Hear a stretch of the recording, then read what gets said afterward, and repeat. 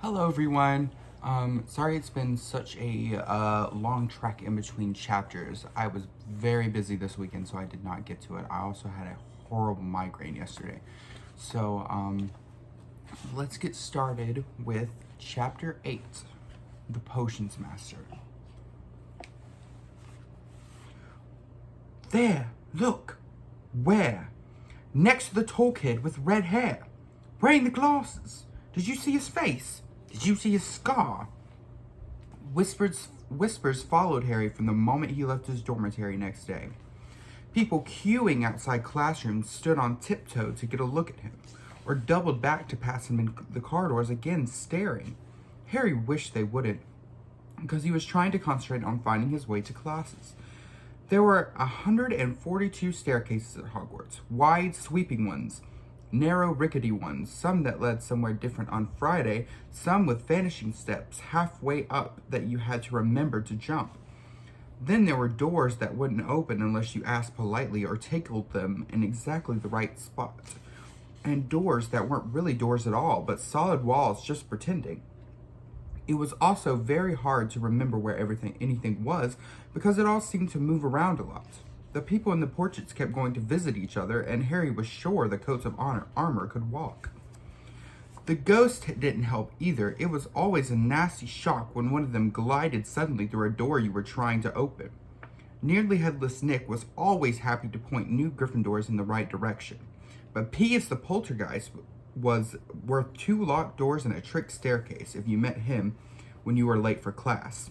He would drop waste paper baskets on your head, pull rugs from under your feet, pelt you with bits of chalk, or sneak up behind you invisible and grab your nose and screech, "Got your conch!"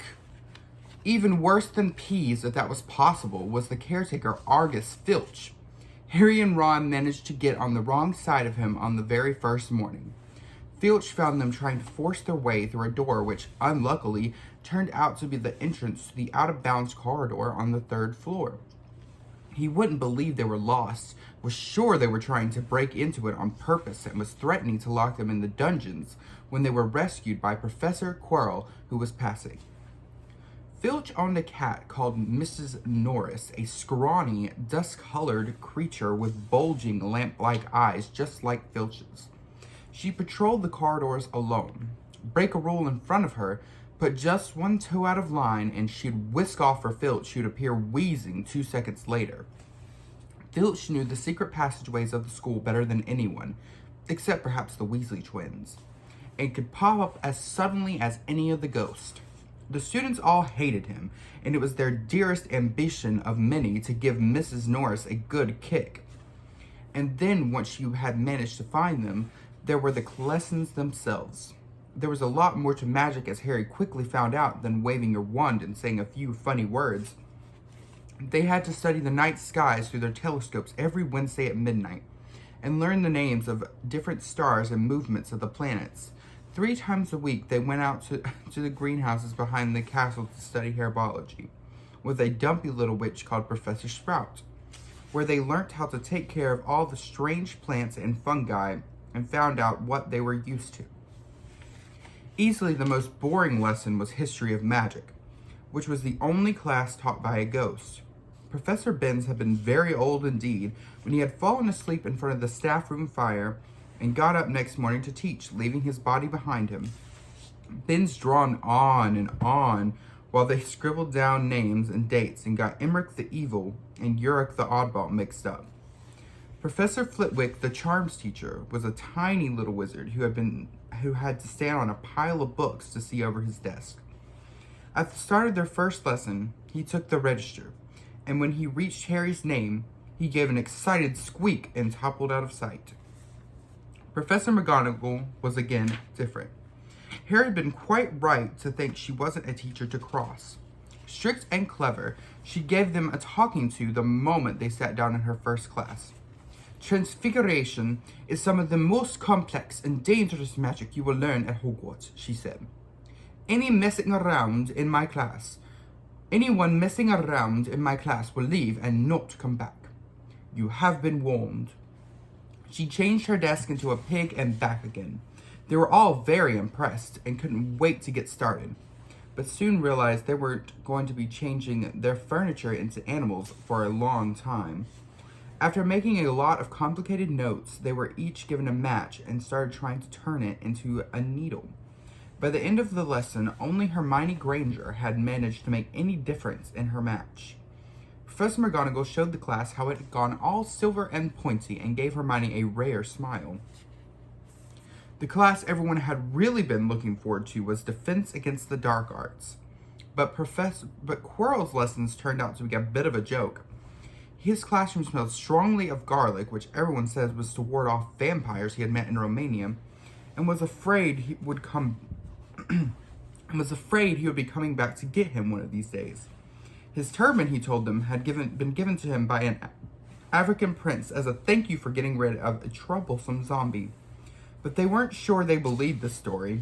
For one thing, when Seamus Finnegan asked eagerly to hear how Quirrell had fought off the zombie, Quirrell went pink and started talking about the weather. For another, they had noticed that a funny smell hung around the turban, and the Weasley twins insisted that it was stuffed full of garlic as well, so that Quirrell was protected wherever he went. Harry was very relieved to find out that he wasn't miles behind everyone else.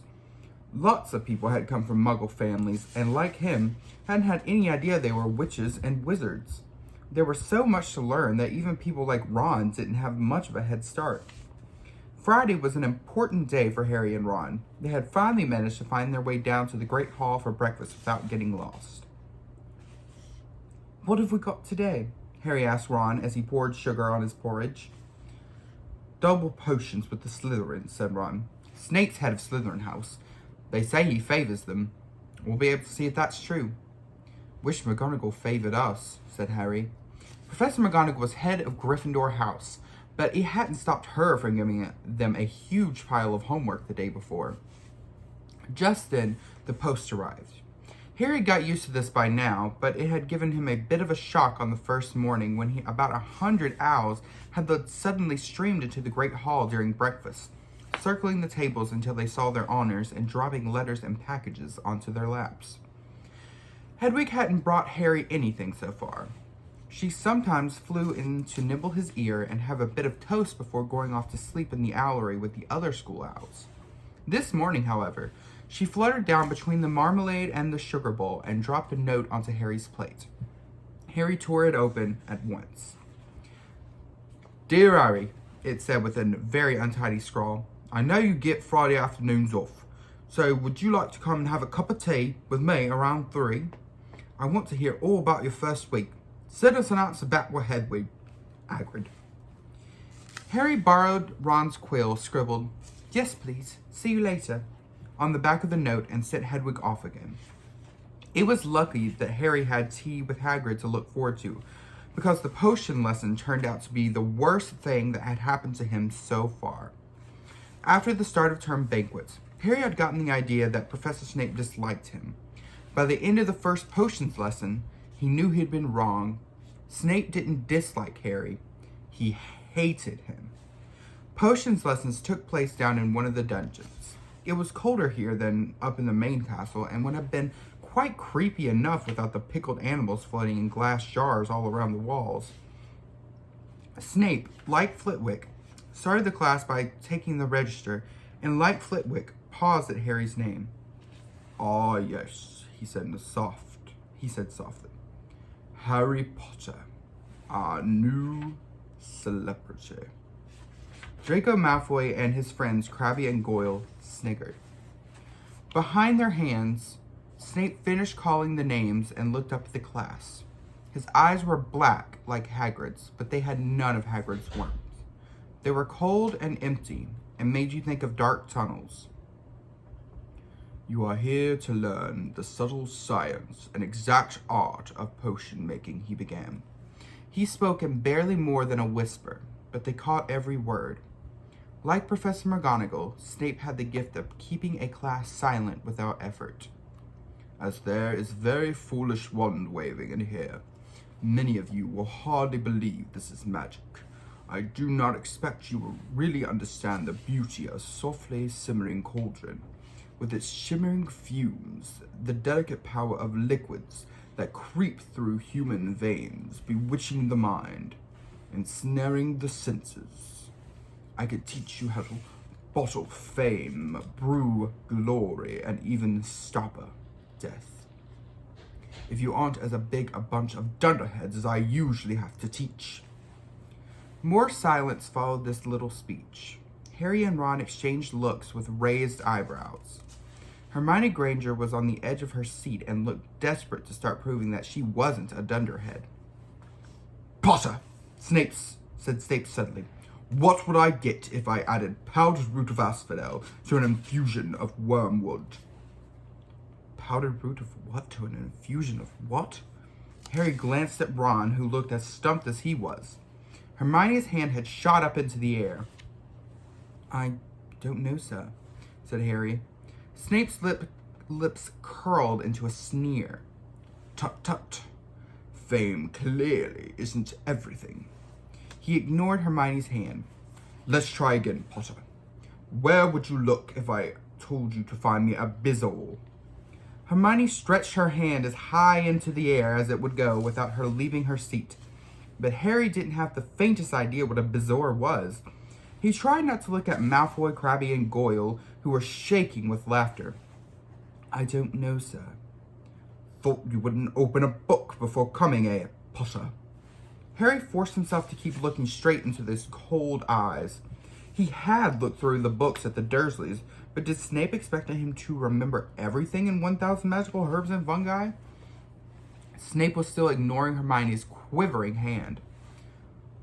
"What is the difference, Potter, between monkshood and wolfsbane?" At this, Hermione stood up, her hand stretching towards the dungeon ceiling. "I don't know," said Harry quietly. "I think Hermione does, though. Why don't you try her?" A few people laughed. Harry caught Seamus's eye, and Seamus winked. Snape, however, was not pleased. "Sit down," he snapped at Hermione. "For your information, Potter, asphodel and wormwood make a sleeping potion so powerful it is known as the Draught of Living Death. A bezoar is a stone taken from the stomach of a goat. It will save you from most poisons.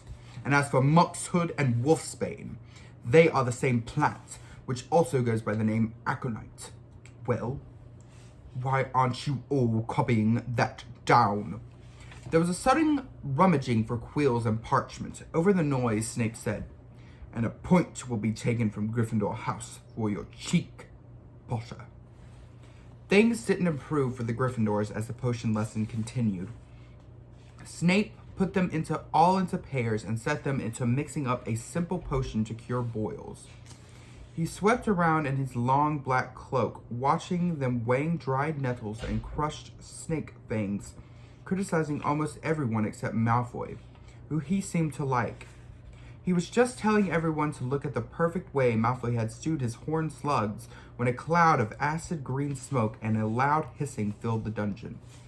Neville had somehow managed to melt Seamus's cauldron into a twisted blob, and their potion was sweeping across the stone floor, burning holes in people's shoes. Within seconds, the whole class was standing on their stools while Neville, who had been drenched in the potion when the cauldron collapsed, moaned in pain as angry red boils sprang up all over his arms and legs. "Idiot boy," snarled Snape, clearing the spilled potion away with one wave of his wand. "I suppose you added the porcupine quills before taking the cauldron off the fire." Neville whimpered as boils started to pop up all over his nose. "Take him up to the hospital wing," Snape spat at Seamus. Then he rounded on Harry and Ron, who had been working next to Neville. "You, Potter, why didn't you tell him not to add the quills? Thought it would make you look good. If he got it wrong, did you? Well, another point you've lost for Gryffindor." This was so unfair that Harry opened his mouth to argue, but Ron kicked him behind their cauldron. "Don't push it," he muttered. "I've heard Snape can turn very nasty."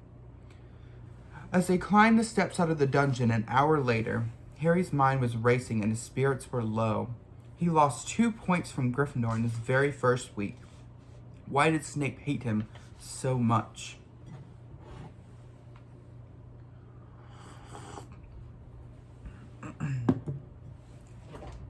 Cheer up, said Ron. Snape's always taking points off Fred and George. Can I come and meet Hagrid with you? At 5 to 3, they left the castle and made their way across the grounds. Hagrid lived in a small wooden house on the edge of the Forbidden Forest. A crossbow and a pair of galoshes were outside the front door. When Harry knocked, they heard the frantic scrabbling from inside and several booming barks. Then Hagrid's voice rang out saying, "Back, Fang, back!" Hagrid's big, hairy face appeared in the crack as he pulled the door open. "Hang on," he said. "Back, Fang!" He let them in, struggling to keep hold on the collar of an enormous black boarhound. There was only one room inside. Hams and pheasants were hanging from the ceiling. A copper kettle was boiling on the open fire, and in the corner stood a massive bed with a patchwork quilt over it. "Make yourselves a home," said Hagrid, letting go of Fang, who bounded straight at Ron and started licking his ears. Like Hagrid, Fang was clearly not as fierce as he looked. "This is rum," Harry told Hagrid, who was pouring boiling water into a large teapot and putting rock cakes onto a plate. "Another Weasley, eh?" said Ron, glancing at Ron's freckles. "I spent half my life chasing your twin brothers away from the forest." The rock cakes almost broke their teeth, but Harry and Ron pretending to enjoy them as they told Hagrid all about their first lessons. Fang rested his head on Harry's knee and drooled all over his robes. Harry and Ron were delighted to hear Hagrid call Filch "that old git," and as for that cat, Mrs. Norris, I like to introduce her to Fang sometimes. Do you know, every time I go up to the school, she follows me everywhere. Can't get rid of her. Filch puts her up to it. Harry told Hagrid about Snape's lesson. Hagrid, like Ron, told Harry not to worry about it, that Snape liked hardly any of the students. "But he seemed to really hate me." "Rubbish," said Hagrid. "Why should he?" Yet Harry couldn't help thinking that Hagrid didn't quite meet his eyes when he said that. "How's your brother Charlie?" Hagrid asked Ron. "I liked him a lot. Great with animals." Harry wondered if Hagrid had changed the subject on purpose. While Ron told Hagrid all about Charlie's work with dragons, Harry picked up a piece of paper that was lying on the table under a tea cozy. It was a cutting from the Daily Prophet. "Gringotts break-in latest. Investigation continues into the break-in at Gringotts on the 31st of July. Widely believed to be the work of dark wizards or witches unknown, Gringotts goblins today insisted that nothing had been taken. The vault that was searched had in fact been emptied the very same day. We're not telling you what was in there. You better keep your noses out of it if you know what's good for you," said a Gringotts spokesman this afternoon. Harry remembered Ron telling him on the train that someone had tried to rob Gringotts, but Ron hadn't mentioned the date. "Hagrid," said Harry, "that Gringotts break-in happened on my birthday. It might have happened while we were there." There was no doubt about it. Hagrid definitely didn't meet Harry's eye this time. He grunted and offered him another rock cake. Harry read the story again. The vault that was searched had in fact been emptied earlier that same day. Hagrid had emptied Vault 713, if you could call it empty, and taking out that grubby little package. Had that been what the thieves were looking for? As Harry and Ron walked back up to the castle for dinner, their pockets weighed down with rock cakes that had been too polite to refuse, Harry thought that none of the lessons he had had so far had given him as much to think about as tea with Hagrid. Had Hagrid collected that package just in time? Where was it now? And did Hagrid know something about Snape that he didn't want to tell Harry? End of chapter. That was a short one. I'm going to try to upload 2 today. I have to do some things right now, but hopefully I can record chapter 9 for you later. All right. Have a good one.